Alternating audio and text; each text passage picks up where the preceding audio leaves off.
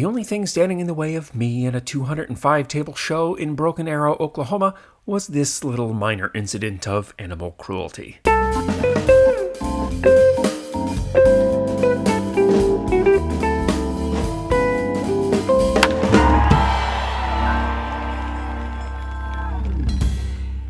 So I was on my way to a show in Broken Arrow, Oklahoma, cruising along Route 412 in Cherokee Nation at about 75 miles per hour, just before the Cherokee Turnpike begins, and I get passed by a truck doing about 90. No biggie. Except after the truck passed me, I see a dog in the back, and the tailgate is down. I mean, the dog didn't appear to be in any distress, but this has got to be animal cruelty, right? One unexpected bump at that speed turns that dog into mincemeat. Anyway, it unsettled me enough that when I arrived at the show, I needed the cards to get my mind off the image of that dog potentially tumbling out of the back at highway plus speeds. There were so many dealers wanting to set up at this show that they spilled out into the hallway, as they so often do, and the table next to the main door had a box of free cards. I looked around to see if anyone else was seeing this. I asked the dealer, "You really giving away cards?" He said, "Yeah, have at it." So I pulled out a stack of 2026 Topps Heritage Phillies, including a Harper for the kid, a 1993 Bowman Jeff Kent rookie, and don't bother roasting me in the comments about that designation, I stand by it. Some 2026 Topps Series 1 cards, including Adolis Garcia in the wrong uniform, a Mike Trout, and some Phillies too. Once again, I look at the dealer. "You're okay with this?"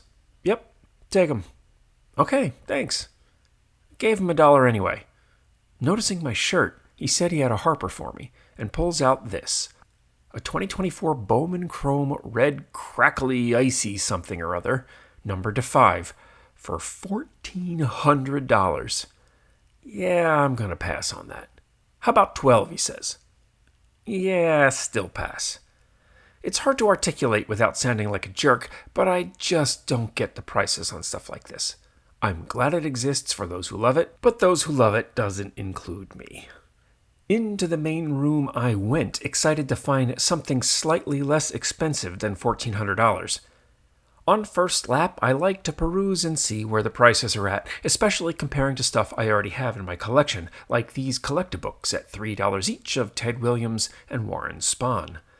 I've got multiple copies of each of those, and a host of others from the series. I'm glad to see that they have some value, and are out at shows. The first table with intriguing cards came from this guy with a 50% off box that was opened to a 2025 Topps Finest Michael Mercado rookie auto, numbered to 99. If my third grade math is correct, 50% off of $4 is $2. Yeah, I'll take that. But what else is in there? How about a 1969 Topps Rollie Fingers rookie? $4. If you're a loyal viewer of the channel, and many thanks to those of you who are, you might remember not too long ago I made a video talking about collecting Hall of Fame rookie cards for $10 and under. In that very video, I mentioned that I had seen the Rollie Fingers rookie at shows for $10 before, but I didn't have any proof. Well, here it is, a 60s era Hall of Fame rookie card for $4. And now I'm going to lead by example and buy it. So what if it's beat up? I'll give it a good home and always have a story to tell. And speaking of beat up, the same dealer had a 10-cent box where I found this 56 Topps Mini Minoso. 10 cents! And if you think the condition can't get any worse, check out this 1958 Topps Warren Spahn. 10 cents. Some of you might be laughing, but how can you pass up this card at 10 cents? I couldn't. Into the pile it goes. Out of the same 10-cent box came the 2 Bo Jacksons from 1990 Donruss, which is a little side project I've been working on for another video. Stay tuned on that. An 83 bench, a 78 Rollie Fingers, an 82 Reggie Jackson in action, and an 89 Donruss Stars Cal Ripken for my master set. All 10 cents. I went back to the 50% off box and pulled a 57 Topps Richie Ashburn for $4, a 72 Topps Willie Mays in action for $4, a Jeter rookie, and a Phillies card for my 2024 team set. This was a very excellent way to start the show and proof of why I like to be first in the door on opening day to get first crack at the good stuff. The show filled up fast, and 15 minutes after opening, the aisles were full. Folks, the hobby is strong. But pickings for me were slim. Not too far down from the last table with the great discount boxes was this guy who had the 1990 Donruss Diamond Kings #1 Bo Jackson at $5. I asked if he was firm on that, and he said he was. Now, I had just bought this card for 10 cents, and here was this joker asking 50 times that price. From my seat, the 74 Topps Phil Niekro at $3 was the much better buy. But I didn't buy either of them. And speaking of prices 50 times higher than they should be, was this guy who had an 89 Topps Randy Johnson rookie for $100. This should be $2 at most. No, it wasn't a Tiffany. No, it wasn't an autograph. It was just horribly overpriced. I found a Harper debut rookie in a PSA 10 for $100. I've got an SGC 10 of this one, for which I paid $50. And next to this case were some sets, including a 1980 Topps set at $375 and a 79 Topps set at $500. These prices seem almost comically high. Closer to planet Earth, I was able to find some vintage Phillies here in Oklahoma, including this T202 Hassan Trifold for $150, which was tempting, and this 1940 Play Ball Chuck Klein for $75, which I already have. I spotted a 33 DeLong Joe Vosmick, notable in that the 33 DeLongs of any player are pretty rare to see in the wild these days. This pair of Jackies were $7,500 apiece for VG3s, and then there was this Babe Ruth card, a new one for me to see in person, or ever. This is a 1928 Ruth Candy Company card number 5.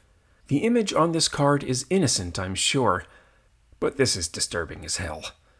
Like, I am uncomfortable having this image on my channel. That's Babe Ruth kissing a child on the mouth. Who is going to pay $2,500 to display a card of Babe Ruth making out with a child? Actually, don't answer that, because I would prefer to believe that person doesn't exist. Okay, I can't do it anymore. That card, plus the dog in the back of the truck, is going to give me nightmares. I saw a single T207 card at this show, and it was sadly not one of the Phillies cards I need to complete my team set. Starting my second lap, it was time to do some digging, and I found this challenging pile to occupy the next hour or so of my show. Speaking of Hall of Fame rookies for $10 and under, how about a 1971 Topps Bert Blyleven? How about a 1971 Topps Ted Simmons? How about a 75 Topps Gary Carter? Where my Hall of Fame rookie collectors at? It can be done. Near the Gary Carter rookie, I pulled this card out of the jumbled mess, a 1951 Bowman Andy Seminick, and it had an autograph. Some of you might remember all the way back in Season 1, I pulled an autographed 51 Bowman Eddie Pellegrini out of a dollar box. This very much had that vibe. Same set, same blue ballpoint pen, same very low-grade card. Who knows what happened here? The only difference was the Pellegrini I got for $1, and this was $15. Andy Seminick was the catcher for the 1950 Whiz Kids and was the oldest player on that young team. His nickname, therefore, was Grandpa. He was a good ball player and a solid backstop that helped mold Robin Roberts to the dominant career that he had on the mound. He signed a lot of autographs, especially near the end of his life. I have a Seminick auto already, but it's on a reprint card. This is a Playing Days card. Or most of one at least. But maybe if you haven't realized, I've got a soft spot for low-grade cards that everyone else ignores. I feel like I can give this card a good home and put it on the same page in my team set as the Pellegrini auto. They can be friends and keep each other company. I found a few 1990 Donruss wax packs for a master set I'm working on, and the Smoltz Error card too. What's great about the 1990 Donruss John Smoltz Error, if you've never seen it, is it's a Hall of Famer either way, as the Error card has Tom Glavine on the picture. And the Juan Gonzalez reverse negative error was in there too. These aren't high-dollar cards, but they'll make a nice set that much nicer. And speaking of Hall of Fame rookies for $10 and under, which I have been a lot lately, How about a steady Eddie Murray rookie for $8? Or everyone's least favorite Hall of Famer, Harold Baines, for the same? How about an 86 Donruss Crime Dog rookie for a $5? I bought this one. I also bought a stack of wax packs to go in my presentation sets, including an 88 score pack to finish off that set, an 89 Topps pack to finish off that set, an 87 Fleer pack to finish off that set, and most exciting was the 85 Donruss pack for $10. This set is about as complete as I can make it now. It looks nice, it feels nice, and I believe it to be something that will slowly accrue in value over time, especially if Roger Clemens ever gets himself into Cooperstown. The final buy of the show for me were these 4 wax boxes. Why would I buy 4 1988 Donruss wax boxes? That'll be a surprise in the coming weeks. I've got a special episode planned and needed some wax to make it work. Thanks to Roman from Arkansas for the sweetheart deal.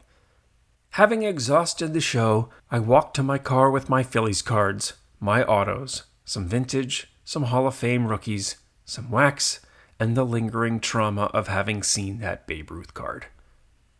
Aren't card shows great? Thanks for watching. Help support the channel with the purchase of a custom card box divider made to your exacting specifications. Send me an email at philliesbaseballcards@gmail.com to talk about how.